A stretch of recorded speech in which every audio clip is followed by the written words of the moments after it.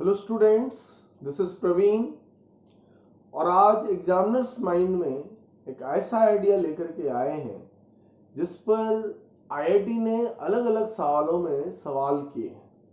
वो कॉन्सेप्ट है surface tension का। और उसी कॉन्सेप्ट पर आईआईटी ने 3 अलग अलग सालों में 2003 में, 2010 में और 2014 में सवाल किए। सबसे पहले देखते हैं कि वो कॉन्सेप्ट क्या था। सपोज करो यहां पर एक ड्रॉप है, वाटर ड्रॉप या कोई लिक्विड ड्रॉप। अगर मैं इस लिक्विड ड्रॉप को यहां से काट देता हूं, इसका एक सेक्शन ले लिया, ये सेंटर है, इसका रेडियस आर है ड्रॉप का, और जो सेक्शन तुमने काटा यहां पर ये तो सर्कुलर पार्ट बनेगा, तो इसका जो रेडियस है ये लिटिल आर है ना। तो कहता है ये जो रिमेनिंग पार्ट है, ये बिगर वाला पार्ट है,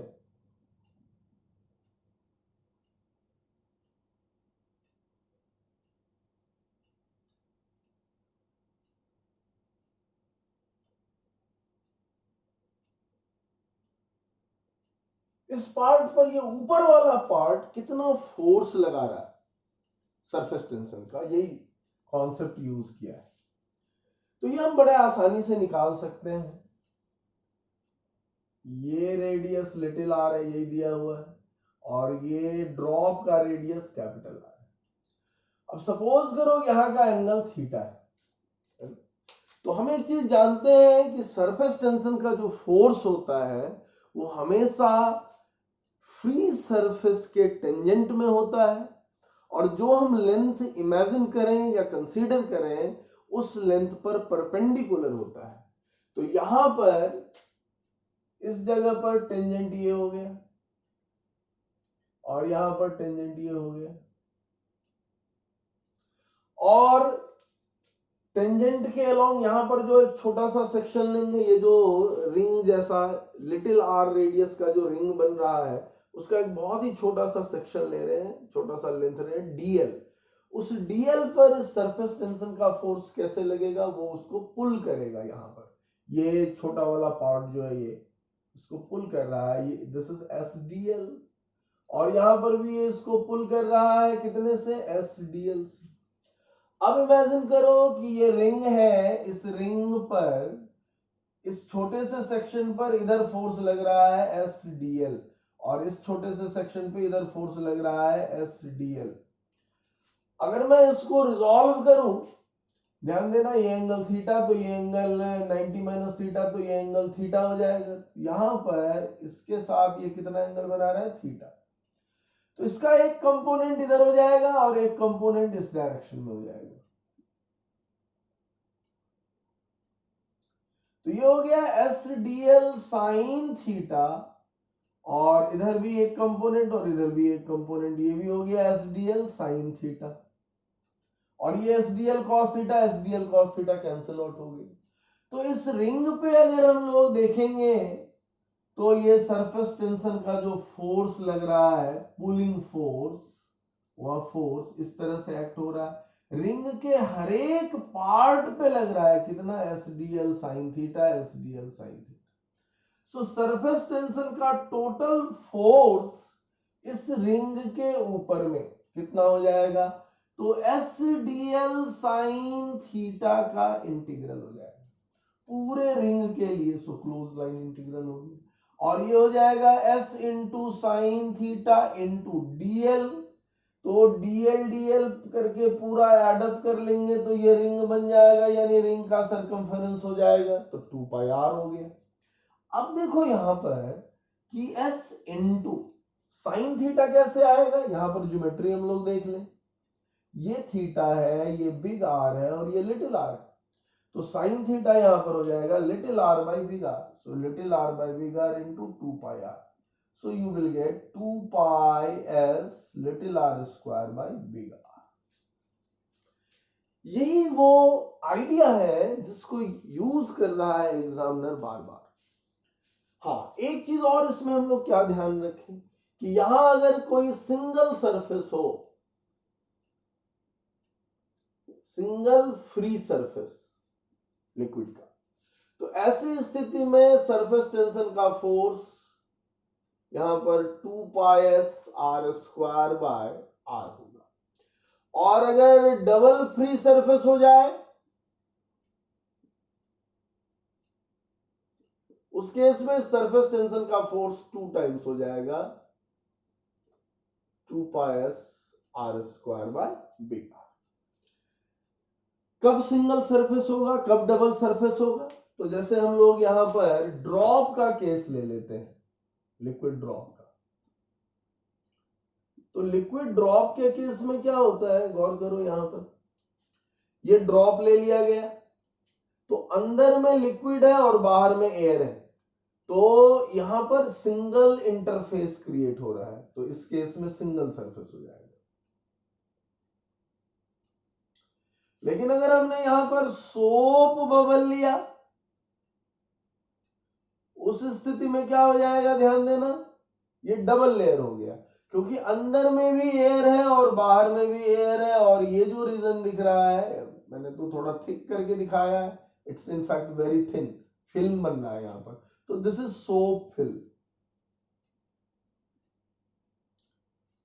सो मिलीमीटर में उसका थिकनेस है, काफी थिन है, तो इट इज सोप फिल्म। तो बाहर भी एयर, अंदर भी एयर और बीच में सोप फिल्म है। तो दो इंटरफेस बन रहा है, एक यहां पर इंटरफेस क्रिएट हो रहा है, एयर और सोप फिल्म इंटरफेस, और एक ये बाहर वाला इंटरफेस क्रिएट हो रहा है, एयर और सोप फिल्म वाला। So there is double free surface. उस स्थिति में डबल कर लेना है। तुम लोगों ने excess pressure inside water drop और इनसाइड बबल में भी ये काम किया है, तो बिल्कुल वही चीज है। हम सिर्फ यहाँ पर फोर्स कैसे कैलकुलेट करें, एक जब सेक्शन काट के अलग कर देते हैं उसमें देखा ये। अब इसका क्या यूज किया है, तो ये हम लोग एग्जांपल्स के थ्रू, जो आईआईटी ने पूछा है उसके थ्रू हम लोग डिस्कस करें। सबसे पहले डिस्कशन के लिए हम 2014 में जो मेंस में क्वेश्चन पूछा है उसको डील करेंगे।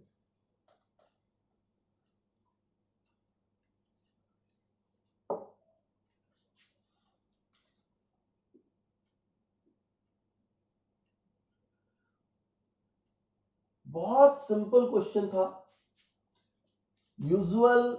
अगर तुमने उसे कभी विजुअलाइज किया हो तो तुम्हें दिखा होगा कि जब हम किसी कंटेनर में लिक्विड डाल दें और उसको हीट अप करें तो क्या होता है, बॉटम से बबल्स जनरेट होना शुरू हो जाता है और वो धीरे धीरे साइज उसका बढ़ता जाता है, तो फिर वो डिटैच होकर के ऊपर उठ जाता है। अब वैसा ही एक सवाल ले लिया और कहता है कि यहां पर एक बबल क्रिएट हुआ। मैं थोड़ा क्लियरिटी के लिए बबल को बड़ा बना के दिखा रहा हूं, लेकिन वो बबल जो है वो बॉटम में चिपका हुआ है, और जो चिपका हुआ है वो एक रीजन, सर्कुलर रीजन है, जितना हिस्सा वो चिपका हुआ है यहां पर, ये दिस इज द रीजन। और उस बबल का रेडियस मान लो r है ना, और ये जो हिस्सा चिपका हुआ है ना उसका रेडियस है लिटिल r। मैं यहां पर क्लियरिटी के लिए एक बड़ा साइज का बना के दिखा रहा हूं।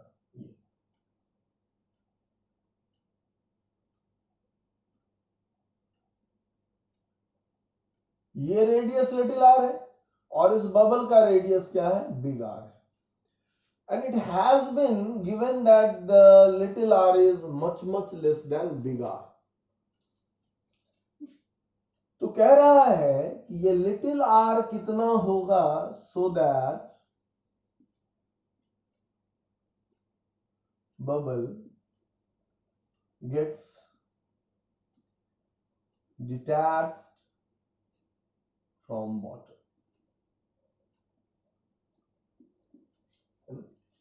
तो सबसे पहले तो हम लोग ये देखें कि ये कंडीशन क्यों दिया गया है।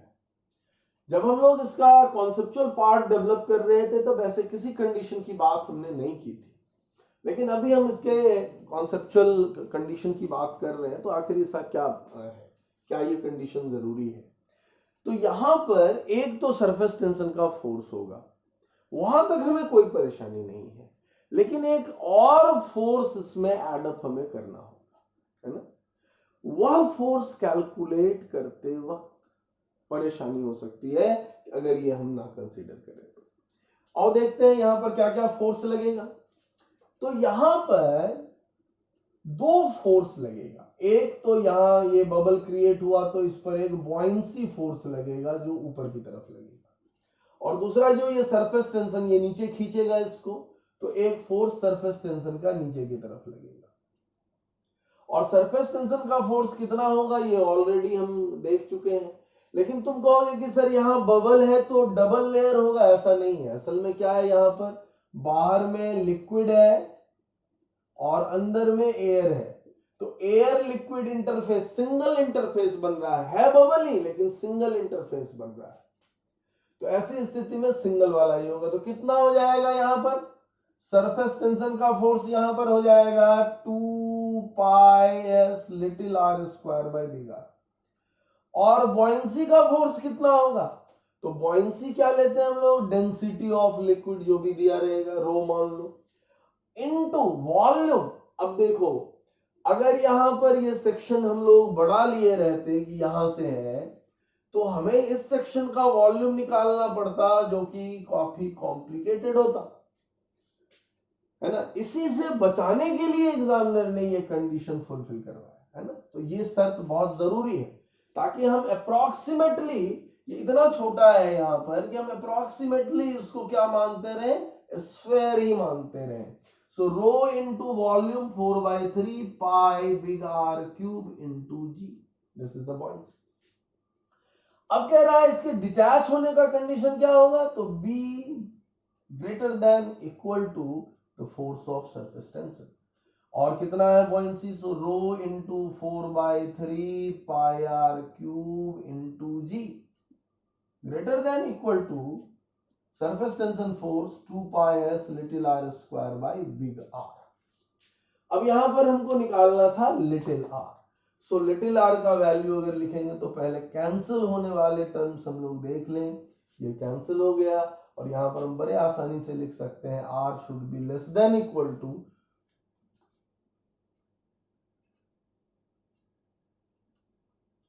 2/3 rho G R to the power 4 by S, ये आर का स्क्वायर है। तो यहां हम लोग कह सकते हैं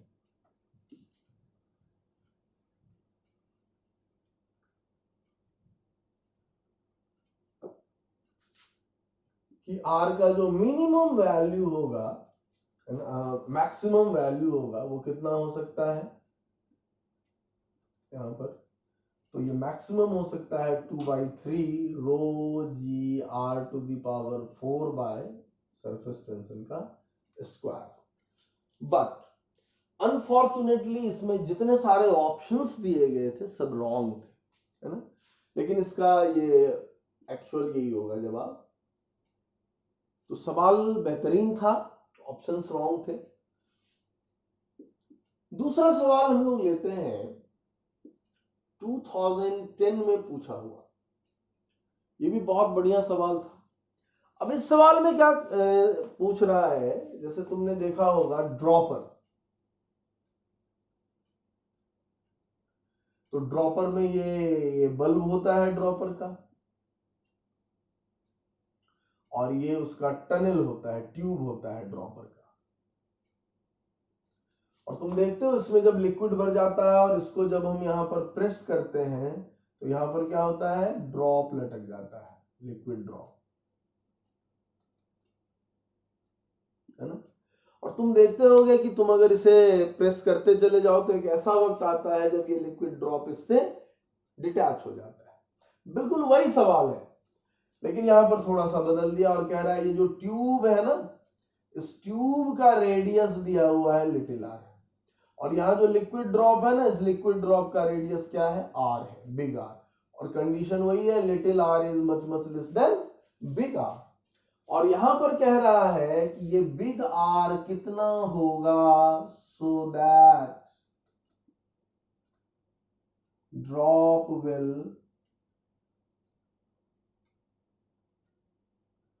detached from the dropper।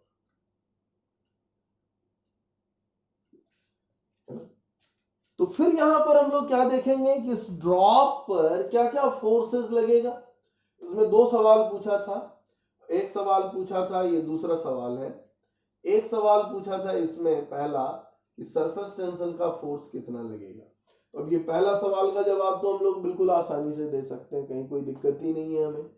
Surface tension का फोर्स हो जाएगा 2 pi surface tension little r square by big R।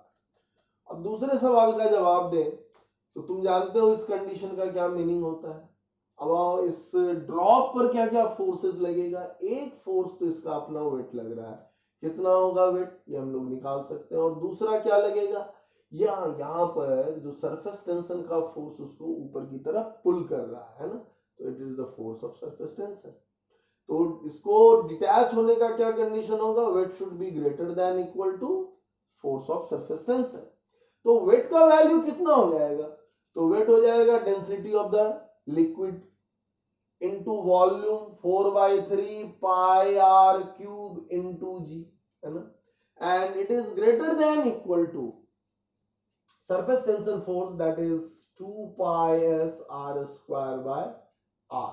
लेकिन हमेशा एक चीज दिमाग में रखना है कि हमें चेक करते रहना है कि सिंगल सरफेस है या डबल सरफेस है। गौर करके देखो, यहां पर सिंगल सरफेस है, ड्रॉप है, अंदर में लिक्विड है, बाहर में एयर है, तो liquid air interface, single interface बन रहा है। और यहां पर हमें r का वैल्यू चाहिए, तो हम लिखेंगे r to the power 4। Pi pi cancel हो गया, 2 कैंसिल हो गया, तो ये हो जाएगा ग्रेटर देन इक्वल टू 3/2। और यहां हो जाएगा s little r square by rho G, है ना, ये आ गया। और r का वैल्यू यहां पर क्या हम लोग सेट कर लेंगे कि ये हो गया 3/2 SR square by rho G का power 1/4। This is your answer. r कितना हो ताकि ये डिटैच कर जाए, so r will be this value 3/2 SR square rho G whole to the power 1/4। हालांकि वहां पर जो ये प्रॉब्लम पूछा गया था वहां पर इसमें न्यूमेरिकल वैल्यूज थे सबके, तो वो तुम देख सकते हो जाकर के किसी बुक में और वैल्यू पुट करके लिख लेना। अब आओ जो 2003 में सवाल किया गया था इससे हम लोग उसको देखें।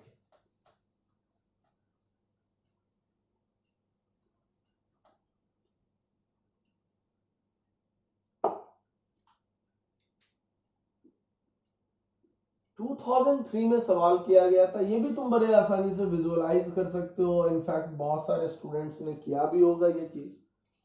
एक रिंग ले लिया और उस रिंग को सोप सॉल्यूशन में डुबा दिया, और जब फिल्म बन गया तो उसको ब्लो करते हैं तो वहां पर सोप बबल जो है निकल के एयर में फ्लोट करता है। बिल्कुल उसी सवाल को यहाँ यूज किया गया है। कह रहा है कि एक छोटा सा रिंग है, मैं क्लियरिटी के लिए थोड़ा बड़ा बना रहा हूं। इस रिंग में सोप फिल्म है और इधर से ब्लो किया जा रहा है, और यहां पर सोप बबल बन रहा है।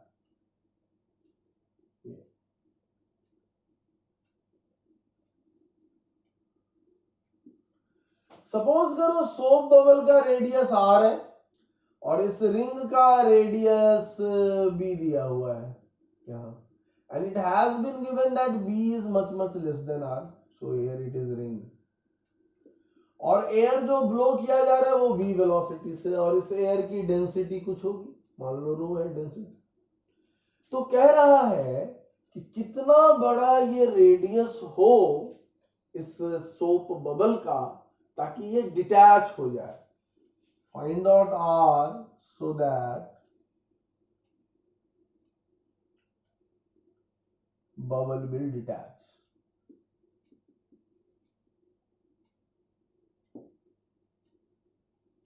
From ring.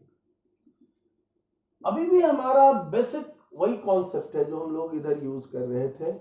बस क्या देख रहे हो तुम, एक फोर्स बदलता जा रहा है, जो डिटैचिंग फोर्स है वो बदलता जा रहा है।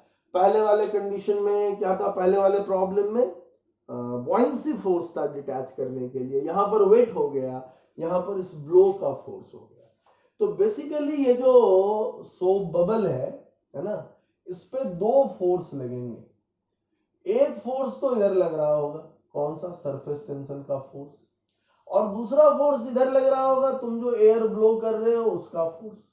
और उस ब्लो के बारे में एक इंफॉर्मेशन दिया हुआ है, बहुत बेसिक इंफॉर्मेशन, कि एयर का मॉलिक्यूल जो यहां पर स्ट्राइक करेगा, वह स्ट्राइक करने के बाद स्टॉप हो जाएगा, रेस्ट में आ जाएगा। मतलब जो मॉलिक्यूल यहां से मोशन में था वो यहाँ टकराने के बाद रेस्ट में आ गया, यानी अपना मोमेंटम लूज किया। तो उस एयर मॉलिक्यूल के मोमेंटम से ही इस पर फोर्स लग रहा है। जितना मोमेंटम लूज करेगा इस सोप बबल पर, उससे एक फोर्स जनरेट हो जा रहा है, तो वही ब्लो का फोर्स होगा। लेकिन हम लोग इस तरीके से इसे कैलकुलेट करने में उलझ जाएंगे, क्योंकि डेंसिटी का मामला है, डेंसिटी दिया हुआ है, तो हमें कंटिन्यूटी लेनी होगी। तो हम ऐसा करते हैं कि इस ब्लो का फोर्स निकालते हैं। हम ऐसा देख रहे हैं यहां पर कि ये जो लेयर है, ये लेयर मूव कर रहा है v वेलोसिटी से, तो थोड़ी देर में ये लेयर यहां आ गया dt टाइम में, तो इसका लेंथ कितना होगा इस सेक्शन का, v dt। और क्रॉस सेक्शनल एरिया कुछ तो होगा, तो क्रॉस सेक्शनल एरिया मान लो a। तो अगर यहां पर आ रहा है सब, तो इस वॉल्यूम में जितना सारा एयर मॉलिक्यूल होगा सब पास किया होगा इससे, तो कितना मोमेंटम कैरी कर रहा है इतना बड़ा सेक्शन वो निकाल सकते हैं। तो इस सेक्शन का मास इनटू स्पीड या वेलोसिटी कह लो। तो dm कितना होगा, तो डेंसिटी, और इस सेक्शन का वॉल्यूम, वॉल्यूम कितना होगा, तो a क्रॉस सेक्शनल एरिया, और लेंथ कितना v dt इंटू v, तो v का स्क्वायर हो गया। तो फोर्स कितना हो जाएगा, dp dt, और ये हो जाएगा रो ए v स्क्वायर। तो यही हमारा ब्लो का फोर्स हो गया।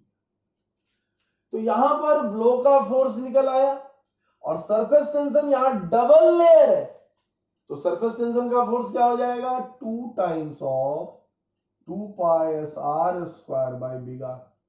और यहां ब्लो का फोर्स कितना हो गया, रो ए वी स्क्वायर। अब ए कौन सा, क्रॉस सेक्शनल एरिया भाई, तो ब्लो तो इतने ही रीजन में ना, तो इतने रीजन का क्या एरिया होगा, इतने रीजन का एरिया हो जाएगा पाई वी स्क्वायर। सो ये हो गया rho into pi V square.